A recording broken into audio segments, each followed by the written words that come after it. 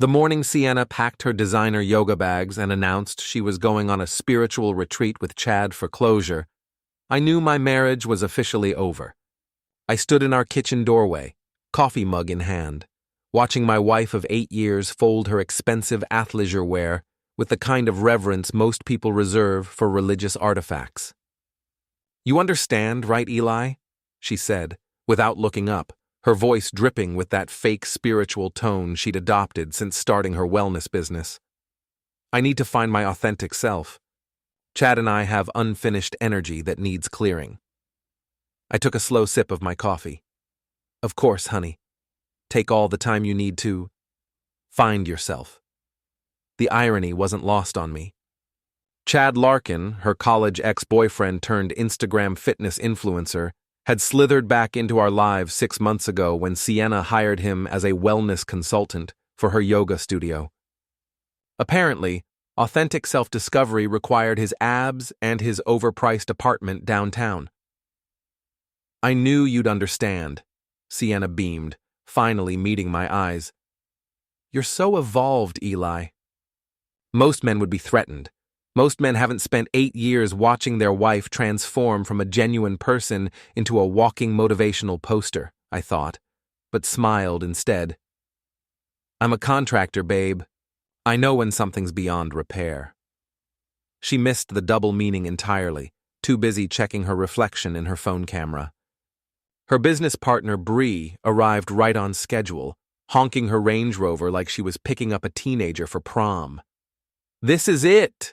Bree squealed, bursting through our front door in a cloud of patchouli and entitlement. "Your journey to enlightenment begins now." She pulled Sienna into one of those performative hugs that lasted just long enough for the perfect Instagram story. Bree had been poison in my wife's ear for 2 years, ever since they'd opened Sacred Space Wellness together. Where Sienna had once been content with teaching yoga classes at the community center, Bree had convinced her she was destined for influencer stardom. Now my wife spoke in hashtags and measured her worth in likes. "Eli's being so supportive," Sienna told Bree, shouldering her weekend bag. "He totally gets that I need this closure with Chad." Bree's smile was sharp as broken glass. "How wonderfully mature of you, Eli." Most husbands would be insecure about their wives reconnecting with their first love. First love. The phrase hit like a slap. In 8 years of marriage, Sienna had never called me that.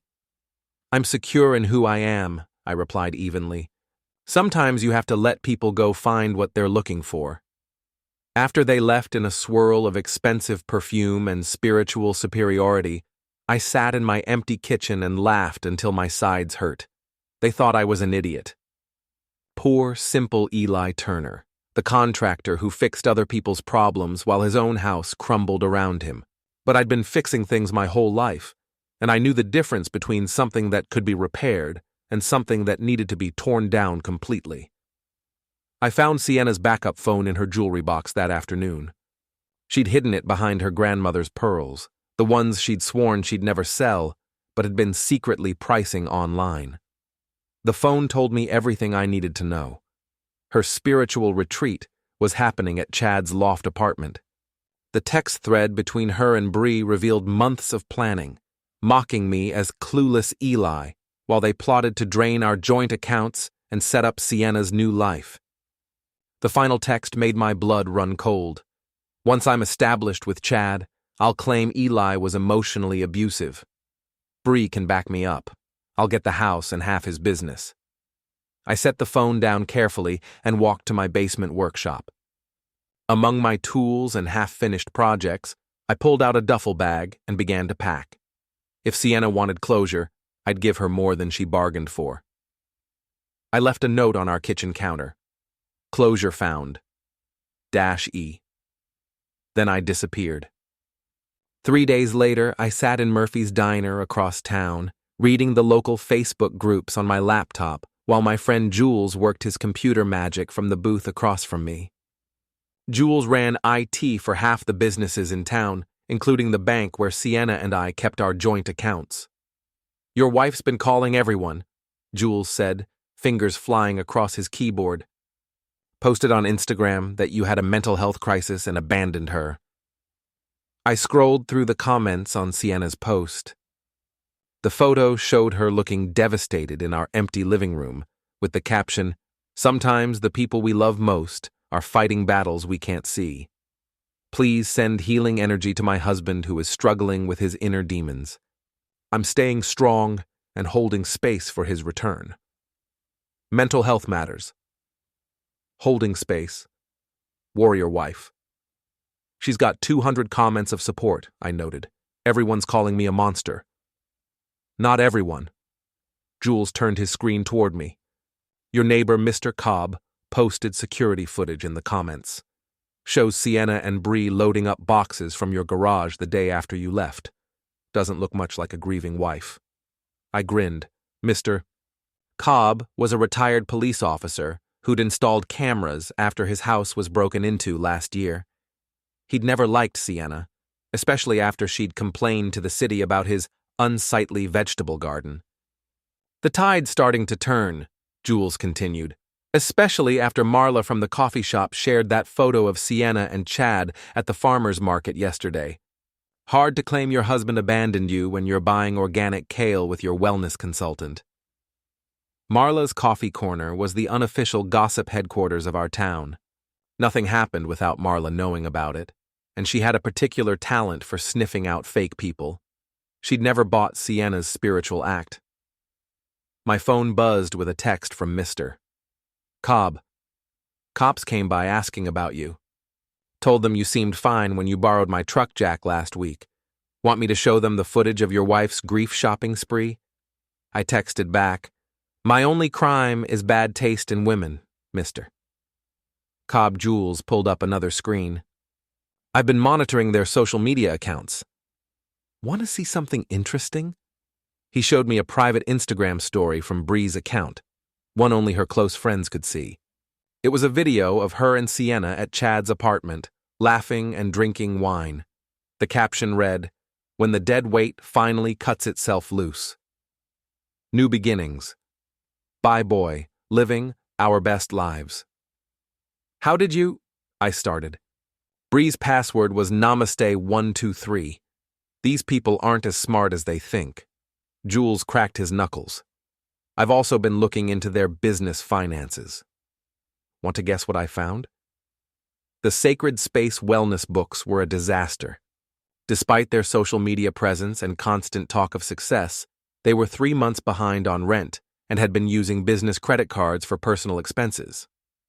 Worse, they'd been running fake wellness retreats, taking deposits from clients for events that didn't exist. They're broke, Jules said. Your wife wasn't just planning to leave you for Chad. She was planning to use your assets to save her failing business. I closed the laptop and leaned back in the booth. For 8 years, I'd watched my wife slowly transform into someone I didn't recognize. I'd blamed myself, thinking I wasn't successful enough, interesting enough, spiritual enough. But this wasn't about me not being enough. This was about her becoming someone who would destroy an innocent person to get what she wanted. Jules, I said quietly, how do you feel about helping me deliver some closure? He smiled. I thought you'd never ask. That evening, I drove to Sacred Space Wellness. Through the windows, I could see Sienna leading a healing from abandonment workshop, with about 15 women sitting in a circle, hanging on her every word about surviving betrayal. I set up my phone to record and walked inside. Eli! Sienna gasped, jumping to her feet. Everyone, this is my husband. He's been struggling. The women in the circle looked at me with a mixture of pity and suspicion. I recognized most of them. Neighbors, acquaintances, women who'd known me for years, but were now seeing me through the lens of Sienna's carefully crafted narrative. I'm not struggling anymore, I said calmly, pulling out my phone. I found what I was looking for. I played the audio file Jules had extracted from Sienna's backup phone. Her voice filled the studio, crystal clear. Eli's so pathetic. He actually thinks I'm on a spiritual journey. I can't wait to take him for everything he's got. The house, the business, everything. He's too stupid to see it coming. The silence in the room was deafening. Bree's voice came through next. What if he fights back? Sienna's laugh was cold. With what? I'll destroy his reputation first. By the time I'm done, everyone will think he's an abusive loser who abandoned his spiritual, long-suffering wife. No one will believe his side. I stopped the recording and looked around the circle of women. Their expressions had changed from pity to disgust, but not directed at me. The retreat's over, ladies, I said. Your teacher has some real inner work to do. As the women filed out in shocked silence, Sienna stood frozen in the center of her empty studio. The carefully constructed image she'd spent years building had crumbled in less than 5 minutes. Eli, I can explain, she started. No need, I replied, heading for the door. I've got everything I need now. Namaste, Sienna. I hope you find what you're really looking for, but I wasn't done, not even close.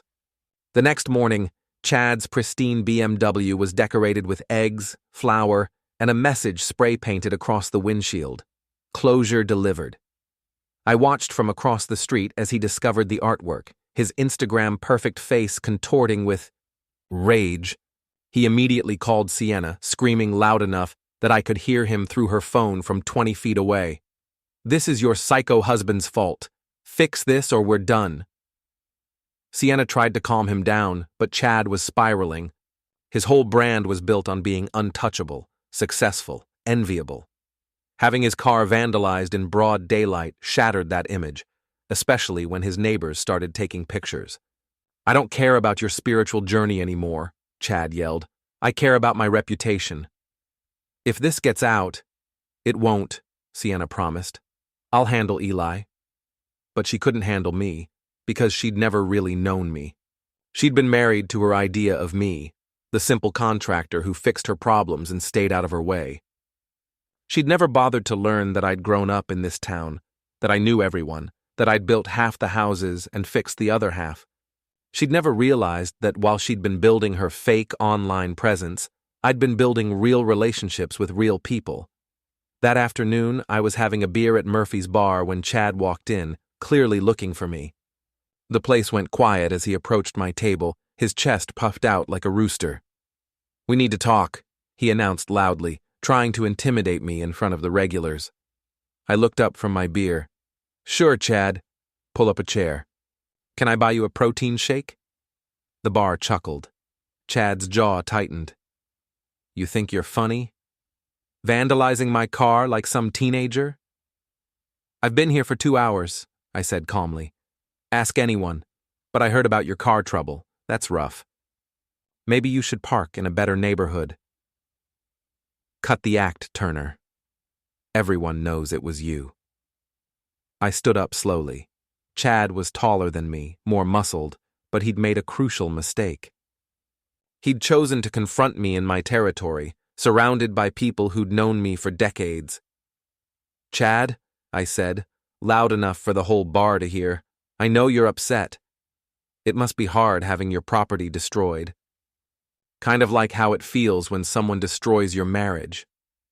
The bar was dead silent now, everyone listening. But here's the thing, I continued. I'm a contractor. I fix things that are broken. Your car can be fixed. Your reputation, though, that's going to be harder. I pulled out my phone and showed him a photo Jules had found. Chad at a party last month, clearly using cocaine. His face went white. You see, Chad, when you mess with someone's life, they might start paying attention to yours. And your life is very interesting. The steroids, the tax evasion, the married clients you've been training in private sessions. You're bluffing, he whispered. Am I? I smiled. Want to find out? Chad looked around the bar, realizing that everyone was staring at him, that this confrontation wasn't going the way he'd planned. He'd expected to intimidate me, but instead he was being exposed. This isn't over, he muttered. Yes, it is, I replied. Your part in this story ends now. Walk away, Chad. Move to another town. Start over. Because if you stay here, everyone's going to learn who you really are. He left without another word, and the bar erupted in conversation. By evening, the story would be all over town. Chad's reputation was finished.